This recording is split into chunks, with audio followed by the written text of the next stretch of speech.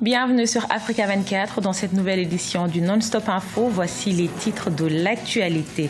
Au Sénégal, le procès de l'ex-président tchadien Hissène Habré se poursuit. Après une première condamnation à perpétuité, il sera jugé en appel de cette même condamnation le 9 janvier 2017. En République démocratique du Congo, un nouveau gouvernement a été mis en place. Le cabinet dirigé par Sami Badibanga est composé de 67 ministres, dont 3 vice-premiers ministres et 7 ministres d'État. Et puis, ouverture ce jeudi 22 décembre à Yaoundé au Cameroun d'un sommet extraordinaire des chefs d'État d'Afrique centrale. La crise économique que connaît la CEMAC figurera en bonne place dans les discussions. Procès en appel d'Hissène Habré, l'ancien président tchadien au Sénégal. Les 3 avocats commis d'office pour la défense de Hissène Habré ont obtenu gain de cause. Leur demande de jugement en appel a été validée. Il s'agit là de la décision qui validera ou non la condamnation à perpétuité de leur client Deogracias Podo. Après une première condamnation à une peine d'emprisonnement à perpétuité le 31 mai 2016, l'ancien président tchadien Hissène Habré, qui a été reconnu coupable de crimes de guerre, crimes contre l'humanité, viols, tortures, esclavage et enlèvement, fera de nouveau face à la justice le 9 janvier 2017. Ce dernier a fait appel de sa condamnation. Après l'audition de 96 victimes, témoins et experts et l'examen de 56 pièces à conviction, les chambres africaines extraordinaires avaient reconnu la responsabilité de l'ancien président tchadien dans tous les chefs d'accusation retenus à son encontre. Si ce procès en appel ne permettra pas de juger le fond du dossier, ce sera tout de même l'occasion de déceler les éventuelles erreurs de droit du premier jugement. La procédure a été clôturée par sa condamnation en première instance. Ses avocats ayant fait appel, il est évident que le dossier a été remis sur la table, comme on dit, mais cette fois-ci devant une juridiction d'appel qui va statuer comme en cassation. Le 9, ce sera d'abord la cérémonie d'ouverture officielle. Le président va indiquer comment les choses vont évoluer à partir du calendrier qu'il aura préalablement établi. C'était le 10 juin 2016, quelques jours après l'énoncé du verdict des juges de la Cour d'appel des chambres africaines extraordinaires de Dakar, que les 3 avocats commis d'office de l'ancien président tchadien Hissène Habré avaient interjeté appel. Ces derniers avaient critiqué la sentence du tribunal, la jugeant trop sévère et excessive. Depuis le début de la procédure, l'ancien président a toujours récusé la juridiction extraordinaire et refusé de se défendre. Ça dépendra du président. Il n'y a que lui qui peut dire si oui ou non la présence de M. Habré est indispensable à la manifestation de la vérité. Nous, ce que nous savons, et c'est ce qui relève de notre compétence, c'est que le procès va reprendre le 9 janvier. Est-ce que M. Habré va persister dans son refus de collaborer? Ça, vraiment, il n'y a que lui qui peut répondre, ses avocats. Les chambres africaines extraordinaires de Dakar auront 7 mois environ pour juger à nouveau le président Hissène Habré en statuant uniquement sur le droit. Cette chambre d'appel et le verdict qu'elle rendra sont censés mettre fin à la procédure entre le parquet et l'ancien dirigeant tchadien. En République démocratique du Congo, un nouveau gouvernement a été formé. L'annonce a été faite dans la nuit du 19 au 20 décembre par le président Joseph Kabila, peu avant la fin constitutionnelle de son mandat. Ce gouvernement dirigé par Sami Badibanga comprend 67 ministres, dont 3 vice-premiers ministres et 7 ministres d'État. Explication dans ce sujet préparé et commenté par Gradzela Tchakonte. Situation inédite en République démocratique du Congo. Contre toute attente, la composition du nouveau gouvernement a été dévoilée un peu avant minuit ce 19 décembre 2016, date marquant la fin officielle du dernier mandat constitutionnel du président Joseph Kabila. Le cabinet dirigé par Sami Badibanga, un transfuge de l'opposition, est composé de 67 ministres, dont 3 vice-premiers ministres et 7 ministres d'État. Et globalement, les ténors de la majorité conservent les portefeuilles clés. C'est un gouvernement qui n'a pas long feu. Vu d'ailleurs le nombre de ministres que nous avons vus, autant de ministères du jamais vu. Surtout à un moment où le budget a été réduit presque de moitié, où la moitié même de notre budget est financé par la communauté internationale et le Congo est menacé sous sanctions. Alors je ne sais pas, autant de ministres, soixantaine, si nous ajoutons les ministres, 10 ministres à chaque province, c'est-à-dire 260 ministres. La nomination de ce nouvel exécutif est le fruit d'un accord conclu en octobre 2016 entre la majorité et une frange de l'opposition.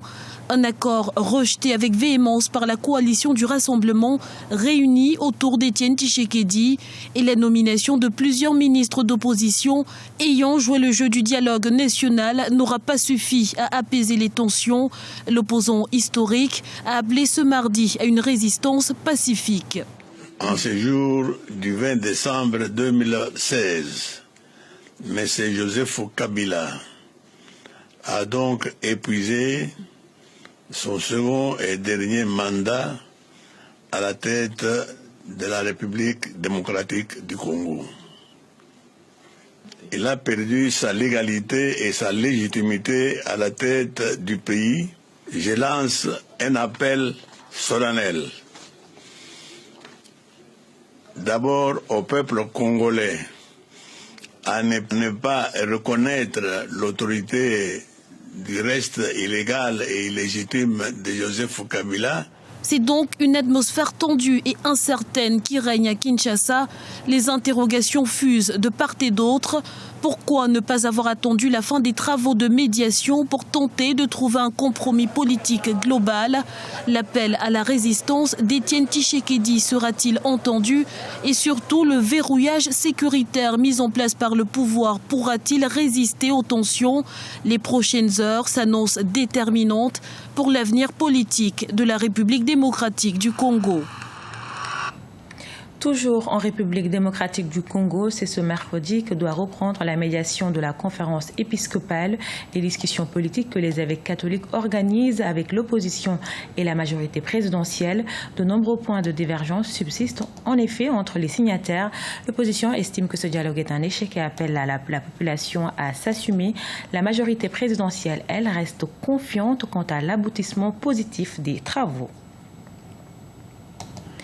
Un sommet extraordinaire des chefs d'État d'Afrique centrale s'ouvre ce jeudi 22 décembre 2016 à Yaoundé, au Cameroun. Cette rencontre intervient dans un contexte de crise que connaît la zone CEMAC depuis quelques années. Il sera donc question, durant les travaux, de trouver des solutions afin de sortir de cette crise. Viviane Baoken, Idolek Mirabel Bissou. Depuis 2013, les 6 États membres de la CEMAC sont plongés dans des difficultés de trésorerie nées de la baisse drastique des cours du pétrole. Certains de ces pays ont fait de l'exploitation du pétrole brut leur seule activité économique rentable, ce qui a très vite entraîné une baisse des recettes avec pour corollaire de nombreuses réformes bien souvent impopulaires. Aujourd'hui, pour améliorer la situation, de nombreux experts proposent la dévaluation du franc CFA. La seule possibilité aujourd'hui, c'est la dévaluation. L'ajustement interne n'a plus beaucoup de possibilités. Donc, quel que soit le cas, on va dévaluer. Par exemple, même dans les années 87, où il y a le grand de marge, on a été obligé de prendre la dévaluation. Aujourd'hui, on n'a même plus de marge intérieure. Parce que si aujourd'hui, on dit on va baisser les salaires, ça ne passera pas. En avril 2015, publiant les comptes certifiés de l'exercice clos 2014, un rapport des commissaires aux comptes de la BEAC révélait que les réserves de change des États sont passées de 4 974 milliards de francs CFA en 2013 à 3 848 milliards de francs CFA en 2014, soit une baisse de 1126 milliards de francs CFA. Pour les experts, sortir du CFA ne représente pas une solution adéquate. Aujourd'hui, nos États ne disposent pas, compte tenu donc de la chute drastique des cours des matières premières, et en particulier du pétrole, des ressources suffisantes pour avancer dans leur programme de développement. C'est une conjoncture, j'ose espérer, et les États ne sont pas en reste. Il y a donc des initiatives au niveau des pays, mais aussi bien au niveau communautaire, pour juguler cette crise et donc mettre en place les outils qui soient adaptés véritablement à cette conjoncture et donc aller de l'avant. La croissance moyenne de la zone CEMAC est prévue à 1,7% en 2016 par la Banque des États de l'Afrique centrale BEAC. Pour les experts, la situation est grave et certains États sont en quasi-faillite. À l'issue du sommet de Yaoundé qui se tiendra le 23 décembre 2016, les chefs d'État de la zone devront trouver le scénario adéquat pour sauver leurs économies respectives. Le Premier ministre éthiopien Haïlé Mariam Desalegn a inauguré ce 17 décembre 2016 le barrage hydroélectrique de JB3. Il s'agit de la 3e plus grande centrale hydroélectrique d'Afrique. Lancée il y a 9 ans, l'infrastructure a coûté 1,5 milliard d'euros. Ibrahima Djoumaba. En Éthiopie, l'inauguration officielle du barrage de JB3 a eu lieu samedi 17 décembre. Le chef du gouvernement, Haïlé Mariam Desalegn, a lancé les 10 turbines de ce gigantesque barrage, l'un des plus grands sur le continent. Haut de 243 mètres et large de 610 mètres, il a une capacité installée de 1870 MW d'électricité, ce qui suscite l'espoir des autorités pour l'autosuffisance énergétique. L'électricité produite à partir de cette usine, en plus de ce que nous prévoyons de générer à partir des autres projets très avancés, nous permettront de répondre à la demande locale. L'excédent de production pourra être exporté vers les marchés étrangers. Les travaux de cette infrastructure ont été lancés il y a 9 ans. Son coût global est estimé à 1,5 milliard d'euros. L'État éthiopien a contribué au financement à hauteur de 40%. Le reste a été mobilisé grâce à un prêt de la China Exim Bank. Avec ce barrage, l'Éthiopie compte se positionner sur le marché régional de l'énergie. Ce barrage permettra un lien régional et un développement significatif pour nous aider à grandir ensemble et à gagner des devises étrangères. En outre, on pense qu'il contribuera grandement à aider le secteur de l'énergie à se financer.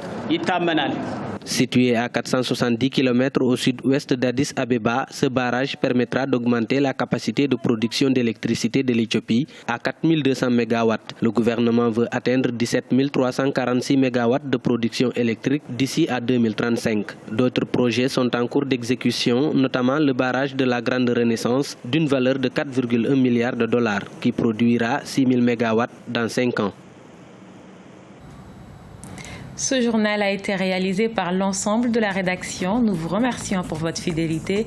Dans un instant, une nouvelle édition de l'actualité sur Africa 24.